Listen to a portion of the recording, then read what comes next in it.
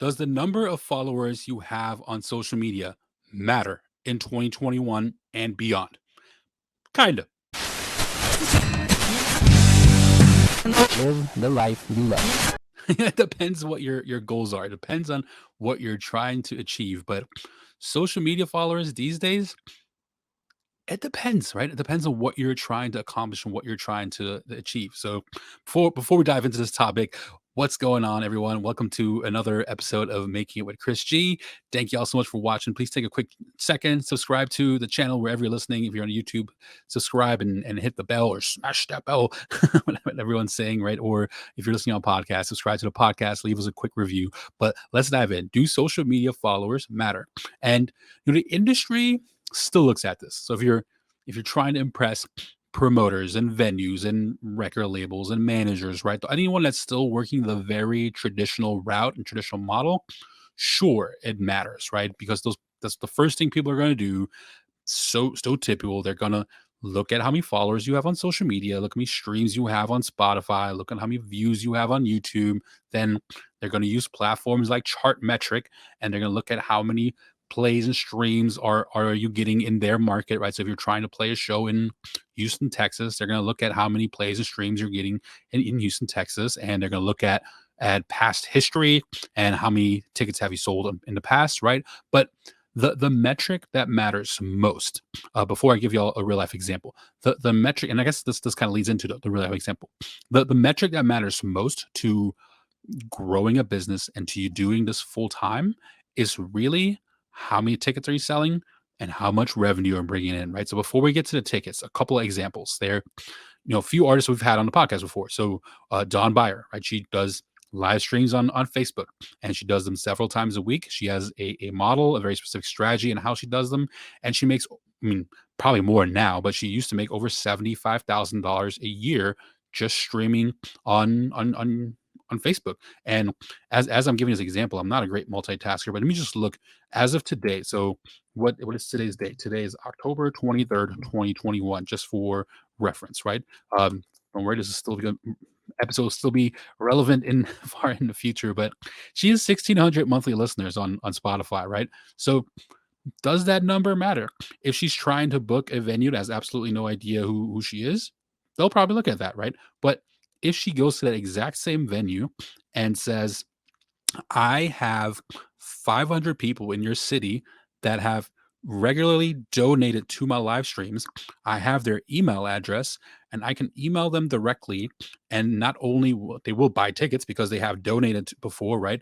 When 20 of them flew in to Franklin, Tennessee for my show, right? Or I've played in 20 of their living rooms because another thing she does besides the live streams, the people that she live streams for, they fly her out to play house concerts at their houses. And then before the pandemic, she played a show at the Franklin Theater, sold out, which is a small theater, it holds about 350 people, but still, amazing to sell that out in advance.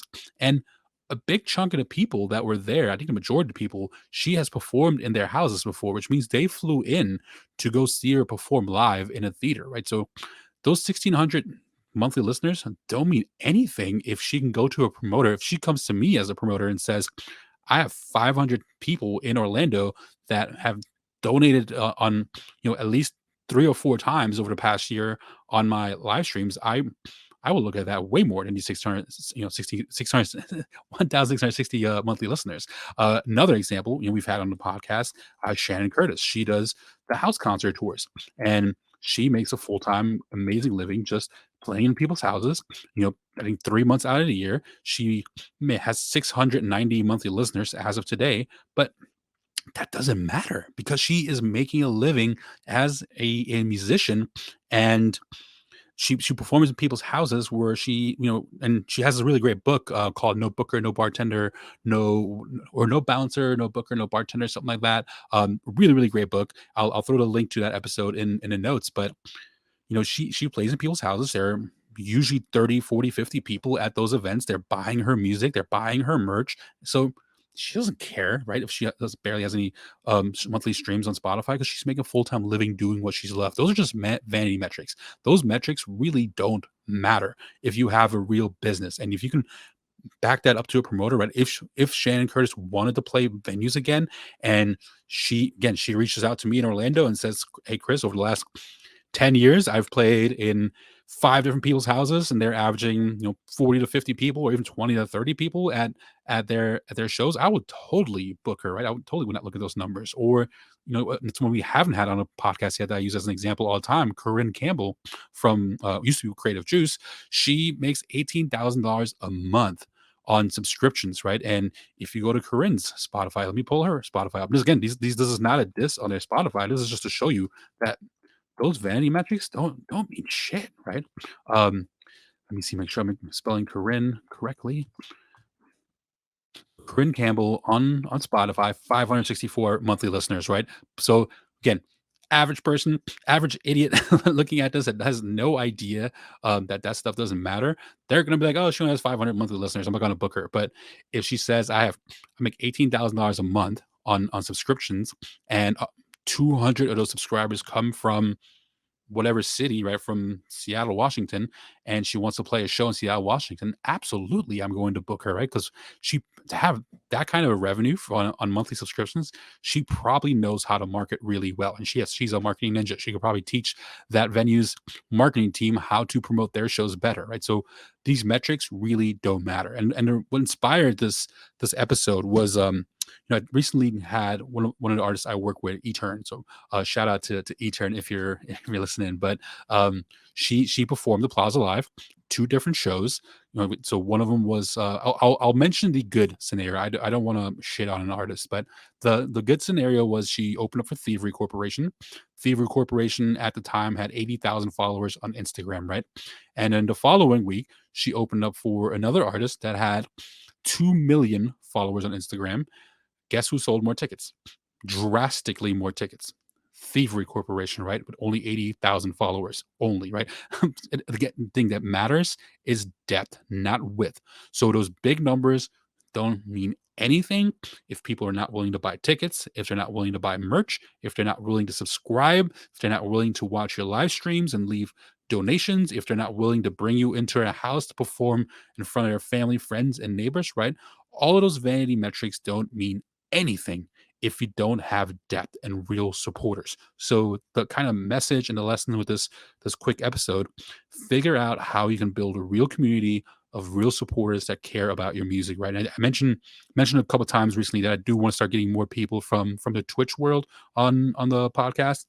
So on Twitch, on Ari's Herstand's podcast, what's it called? It's called the New Music Business Podcast, I believe. But his book, right, How to Make It a New Music Business. Just search Ari Herstand, and you'll find all the cool things that he's doing. But he had someone from Twitch on his channel, and he said it takes an average of 180 subscribers on Twitch to make $50,000 or more a year as an artist. That's a real living. You don't need a lot of followers. So stop chasing the vanity metrics. Start focusing on how you can build a community and how you can build real fans. And that data, those data points mean so much more than your vanity metrics. If I can go to, or if you can go to a promoter and say, let's say you're based in Orlando, just using Orlando since this is where I'm at. If you tell a promoter, let's say you're trying to play the social, which holds 450 people, and you go to the social and you say, last time I played Orlando, I played Will's Pub, which is 200 people, and we sold out in advance. You're going to get the social's attention. It doesn't matter how many followers you have on Instagram. It doesn't matter how many streams you get on Spotify or how many views you have on YouTube. It's about depth, not width. It's about selling tickets. It's about selling merch. It's about building a community. So that's where your focus should be, not on the vanity metrics. So I hope y'all learned a lot from this little quick tip. If you want to support the show, you can go to makingitwithchrisg.com. That's where our central hub, where everything is and all of our links. But you can support the show for as little as $1 a month on patreon.com/making it academy. If you want access to a whole library of videos, right? I think we're about 40 plus videos there now. There's so that's for $10 a month. You have access to the majority of the library, not the entire library. The entire library is available for $20 a month, but that also includes 2 live monthly workshops where we literally sit down before we record through Zoom, and we build an agenda based on actual questions and issues the people that are attending live or working through. Then we hit record, we workshop through those, and anybody that's there live can engage, can ask questions, right? We literally teach people how to build ads, how to build offers, how to book tours, and so much more. So I hope you all check out patreon.com/making it academy to learn more. And until next time, spread love, positivity, and kindness in the world and live the life you love. Peace, my friends. Live the life you love.